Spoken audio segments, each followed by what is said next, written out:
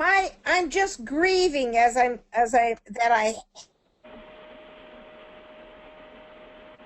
it's just Mary, got we me. have you on.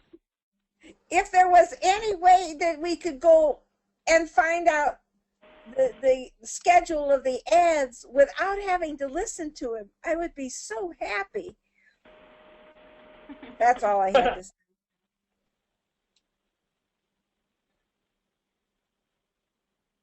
Great, thank you, Mary, and we're glad that everyone heard that.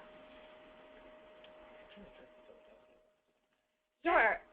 So there was a question in the room. The question is, what happened in Philly and how did they get the radio station to drop Rush from the airwaves? Well, what's interesting about Philadelphia is that, I mean, the scenario there appears to be the case that it was actually the marketing. It was the market. It was the business community. That it was individuals and organizations that were, talking to Rush Limbaugh's advertisers, educating them very early on, and there was such a significant, exodus of those advertisers, both the top level and at the local level, that it seemed to have affected the Philadelphia market disproportionately. And so many, it appears to be the case that so many advertisers didn't want their ads run that, the media buying community there basically posed some real risks to the long-term health of the radio station there.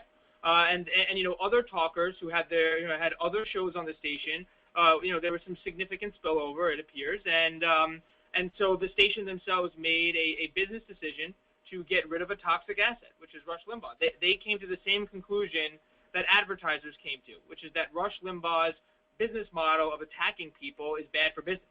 And so just like advertisers make that decision, it definitely seems to be the case that very much the work that took place helped contribute to the circumstances and helped educate the business community there so that the major station there had to make a business decision. And I think time and again, whenever you force an entity, whether it be a station or an advertiser or a direct sponsor, whenever you actually raise the question, you press it, is Rush good for your business or bad for your business? The business community seems to be coming down on the side that Rush is bad for business. So that's what happened in Philadelphia, and it's an excellent trend and a good sign.